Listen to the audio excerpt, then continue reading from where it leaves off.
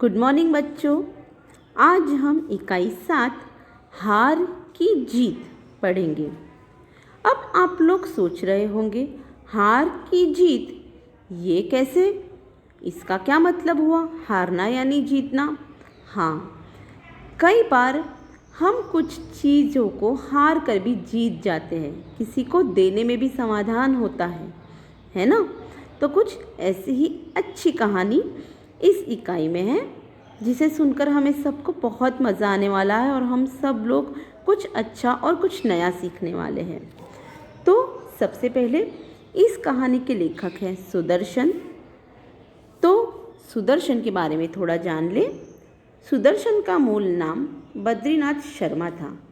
आपका जन्म पंजाब के सियालकोट में हुआ था। जब आप 6वें दर्जे में थे तभी आपने प्रथम कहानी लिखी थी। प्रेमचंद की तरह आपने भी उर्दू में लेखन प्रारंभ किया। तत्पश्चात हिंदी में लिखने लगे। नाटक, कहानी तथा उपन्यास लिखकर हिंदी साहित्य को समृद्ध किया। तो सुदर्शन, उनका जन्म हुआ था 1896 और निधन सन 1968 में हुई थी। ठीक है ना? तो इस काल दौरान उन्होंने कई सिद्धियां प्राप्त की। तो अब इस कहानी में सुदर्शन हमें क्या कहना चाहते हैं? तो प्रस्तुत कहानी सुदर्शन जी द्वारा लिखित एक उपदेश प्रधान कथा है जो मानव भावनाओं पर आधारित है। बाबा भारती के अनोखे घोड़े की चर्चा डाकू खड़क सिंह के कानों तक पहुंची। वह धोखे से घोड़ा ले जाता है, परंतु बाबा भारती की एक बात उसे घोड़ा लौटाने पर मजबूर कर देती है। उसी बात ने उस डाकू का हृदय परिवर्तन कर दिया। इस बात पर यहाँ प्रकाश डाला गया है।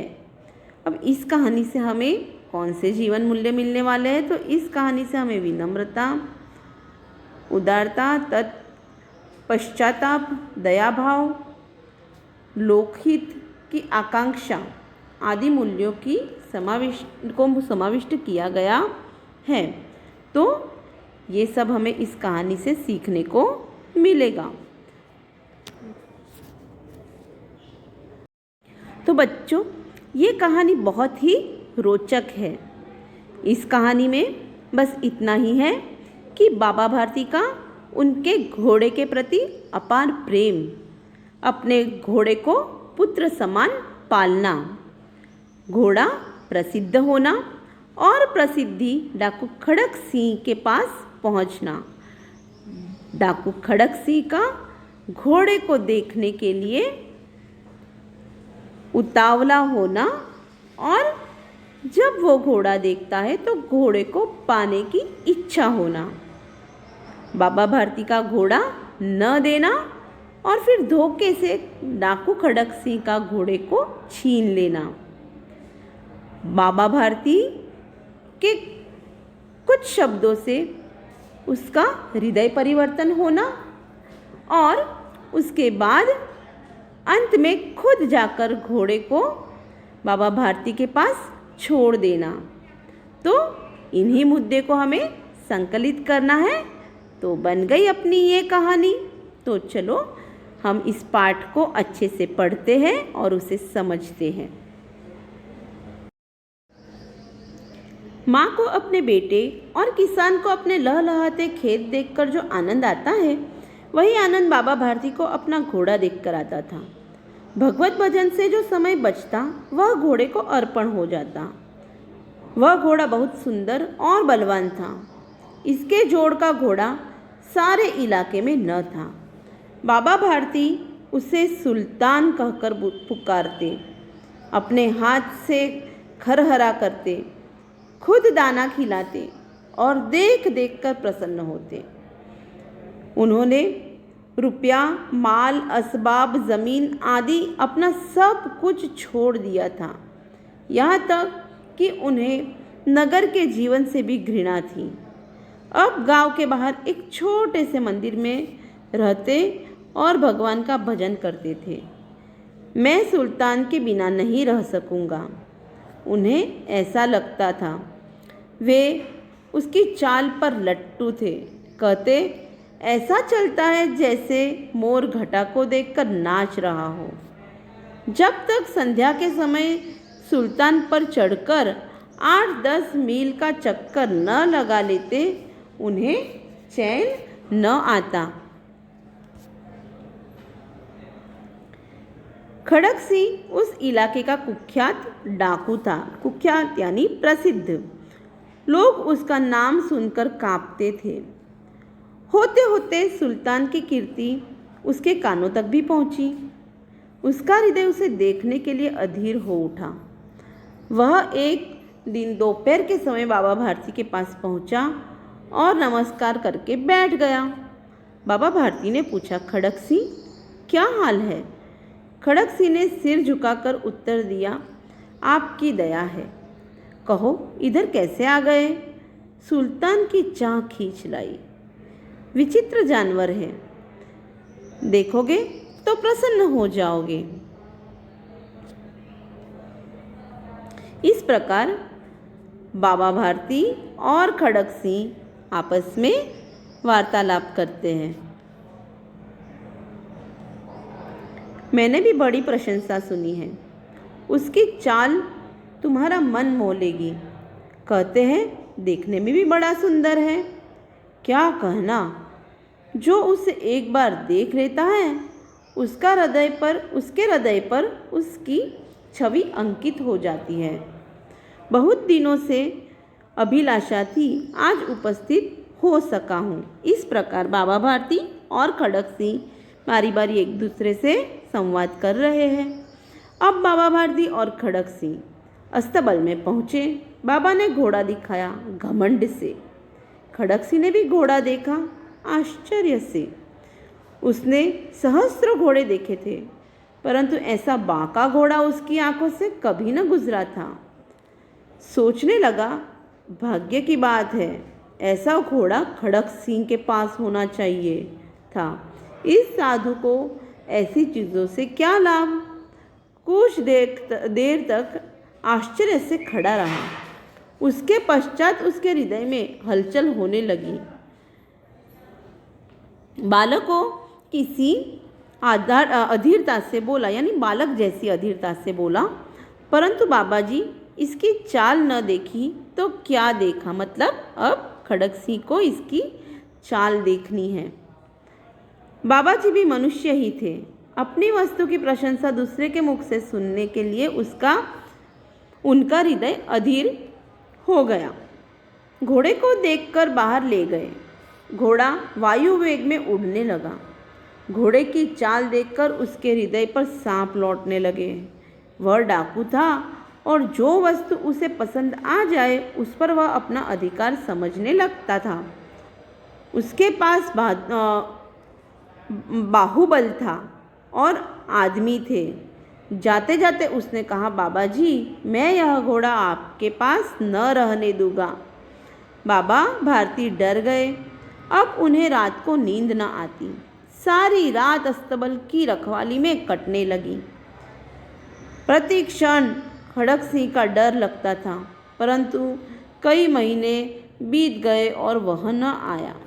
यहाँ तक कि बाबा भारती कुछ असावधान हो गए। मतलब अब रोज ऐसे सोचते थे कि आज खड़क सिंह मेरा घोड़ा ले जाएगा, आज ले जाएगा, पर खड़क सिंह न आया।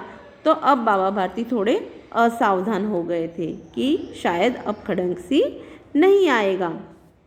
पर संध्या का समय था। बाबा भारती सुल्तान की पीठ पर सवार होकर घूमने जा रहे थे। इसी समय उनकी आंखों में चमक थी, मुख पर प्रसन्नता। कभी घोड़े के शरीर को देखते, कभी उसके रंग की ओर। वह मन में फूले न समाते थे। सहसा एक और आवाज़ आई, ओ बाबा, इस कंगले की सुनते जाना। आवाज़ में करुणा थी। बाबा ने घोड़े को रोक लिया। देखा, एक अपाहिज वृक्ष की छाया में पड़ा करा रहा था। बोले, क्यों, तुम्हें क्या कष्ट है? अपाहिज ने हाथ जोड़कर कहा, बाबा मैं दुखियारा हूँ, मुझ पर दया करो। रामावाला यहाँ से 3 मील है, मुझे वहीं जाना है। घोड़े पर चढ़ा लो, परमात्मा भला करेगा। वहाँ तुम्हारा कौन है? ऐसा बाबा भारती ने उसको पूछा। तो उस कंगले ने कहा, दुर्गादत्त वैद्य नाम का नाम आपने सुना होगा। दुर्गादत्त वैद्य का नाम आपने सुना होगा, उनका सौतेला भाई हूँ। बाबा भारती ने घोड़े से उतरकर अपाहिज को घोड़े पर बिठा लिया और स्वयं उसकी लगाम पकड़कर धीरे धीरे चलने लगे, क्योंकि वे सुल्तान पर ज़्यादा बोझ डालना नहीं चाहते थे। वे सुल्तान को बहुत प्यार करते थे, इसलिए उन्होंने उस कंगले को उस पर बिठा दिया और खुद चलते जा रहे थे और घोड़े की लगाम उनके हाथ में थी। सहसा उन्हें एक झटका सा लगा और लगाम हाथ से छूट गई। उनके आश्चर्य का ठिकाना न रहा जब उन्होंने देखा कि अपाहिज घोड़े की पीठ पर तनकर बैठा है और घोड़े को दौड़ाए लिए जा रहा है।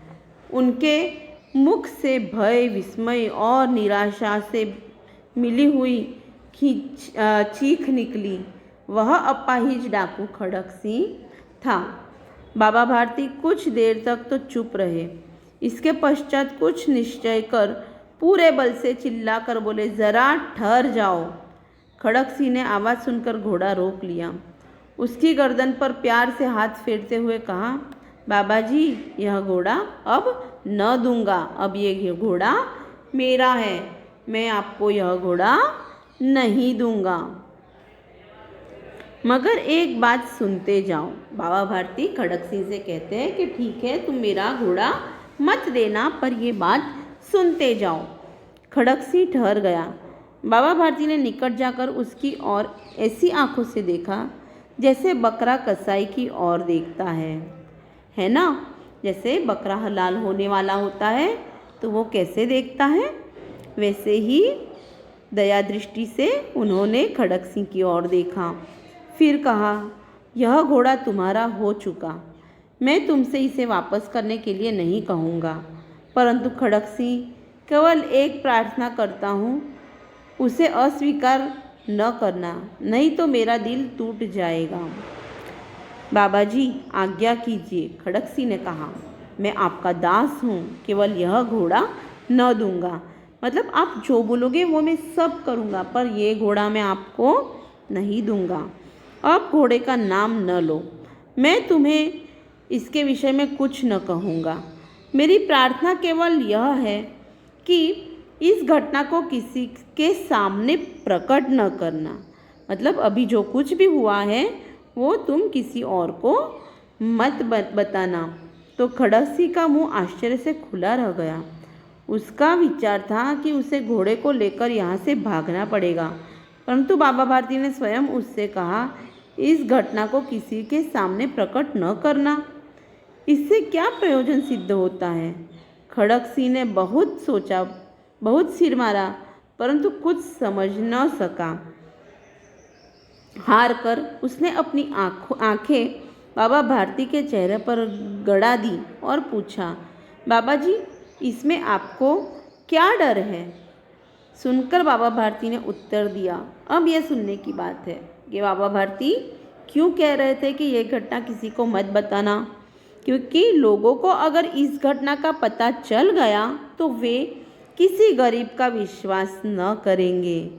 यह कहते कहते उन्होंने सुल्तान की ओर से इस तरह मुंह मोड़ दिया जैसे उनका कोई संबंध ही नहीं रहा हो। मतलब इस घटना के पीछे भी बाबा जी को यही लगता था कि अगर कोई गरीब की रक्षा करेगा और यह घटना पता होगी तो विश्वासघात से डरकर वो रक्षा करने नहीं जाएंगे। तो मेहरबानी कर कर इस घटना को आप किसी से मत बताना, क्योंकि सचमुच का कोई गरीब हो तो वो सहायता से वंचित रह जाएगा। बाबा भारती चले गए, परंतु उनके शब्द खड़क सिंह के कानों में उस प्रकार गूंज रहे थे। सोचता था कैसे ऊंचे विचार है, पवित्र भाव है। उन्हें इस घोड़े से प्रेम था। इसे देखकर उनका मुंह फूल की नई खिल जाता था। कहते थे इसके बिना मैं न रह सकूँगा। इसकी रखवाली में वे कई रात सोए नहीं, भजन भक्ति न कर रखवाली करते रहे, परंतु आज उनके मुख पर दुख की रेखा तक दिखाई न पड़ती थी। उन्हें केवल यह ख्याल था कि लोग गरीबों का विश्वास करना न छोड़ दे। ऐसा मनुष्य मनुष्य नहीं परंतु देवता है। रात्रि के अंधकार में खड़क सिंह बाबा भारती के मंदिर में पहुंचा। चारों ओर सन्नाटा था। आकाश में तारे टिमटिमा रहे थे। थोड़ी दूर पर गांव के कुत्ते भौंक रहे थे। मंदिर के अंदर कोई शब्द सुनाई न देता था। खड़क सिंह सुल्तान की बाग पकड़े हुए था। वह धीरे धीरे अस्तबल में के फाटक पर पहुंचा। फाटक खुला पड़ा था। किसी समय वहाँ बाबा भारती स्वयं लाठी लेकर पहरा देते थे, परंतु आज उन्हें किसी चोरी, किसी डाके का भय न था। खड़क सिंह ने आगे बढ़कर सुल्तान को उसके स्थान पर बांध दिया और बाहर निकलकर सावधानी से फाटक बंद कर दिया। इस समय उसकी आंखों में नेकी के आंसू थे, यानी उसका हृदय परिवर्तन हो चुका था। रात्रि का तीसरा पहर बीत चुका था। चौथा पहर आरंभ होते ही बाबा भारती ने अपनी कुटिया से बाहर निकल ठंडे जल से स्नान किया। उसके पश्चात इस प्रकार जैसे कोई स्वप्न में चल रहा हो, उनके पांव अस्तबल की ओर बढ़े, परंतु फाटक पर पहुंचकर उनको अपनी भूल प्रतीत हुई। साथ ही घोर निराशा ने पांवों को मन भर का बना दिया। मन भर का यानी 20-20 किलो का बना दिया। वे वहीं रुक गए। घोड़े ने अपने स्वामी के पांव की चाप को पहचान लिया और जोर से हिनहिनाया। घोड़े ने क्या किया? जोर से हिनहिनाया। उसकी आवाज़ आई। तब बाबा भारती आश्चर्य और प्रसन्नता से दौड़ते हुए अंदर घुसे और अपने प्यारे घोड़े के गले से लिपटकर इस प्रकार रोने लगे मानो कोई पिता बहुत दिनों के बिछड़े हुए पुत्र से मिल रहा हो। बार बार उसकी पीठ पर हाथ फेरते, बार बार उसके मुंह पर थपकियां देते। फिर वे संतोष से बोले, अब कोई गरीबों की सहायता से मुंह नहीं मोड़ेगा, क्योंकि अब उनका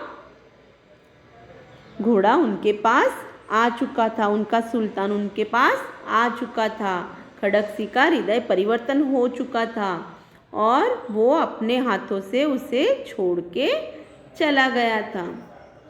अब देखते हैं शब्दार्थ।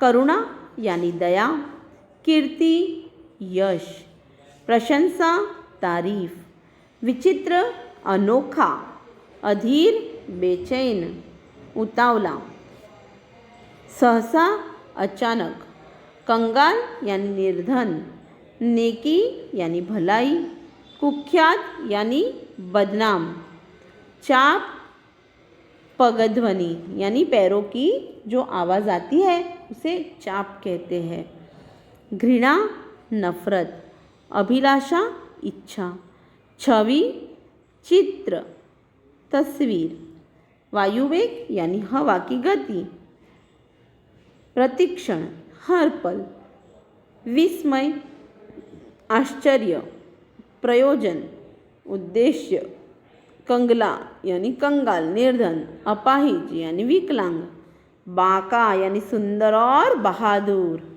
असबाब यानी वस्तु सामान, ठीक है ना, सामान को असबाब कहते हैं, वस्तु को असबाब कहते हैं। अस्तबल यानी तबेला, घुड़साल, खरहराना यानी वह कंघी का बरुश जिससे घोड़े के रोए साफ किए जाते हैं, बाग यानी घोड़े की लगाम, या ठीक है, बाग यानी घोड़े की लगाम। अब मुहावरे। लट्टू होना यानी मोहित होना, फूला न समाना यानी अति प्रसन्न होना, आँख नीची होना यानी लज्जित होना, फूट फूट कर रोना यानी बहुत रोना, सांप लौटना यानी ईर्ष्या होना, सिर मारना यानी अत्यधिक मानसिक परिश्रम करना। ठीक है, अब इस पाठ को अच्छे से पढ़ो और इसके कठिन शब्द, मुहावरे सब अच्छे से पढ़ो और इसके प्रश्न के उत्तर लिखो। ठीक है, यहाँ पे हमारा यह पाठ समाप्त होता है।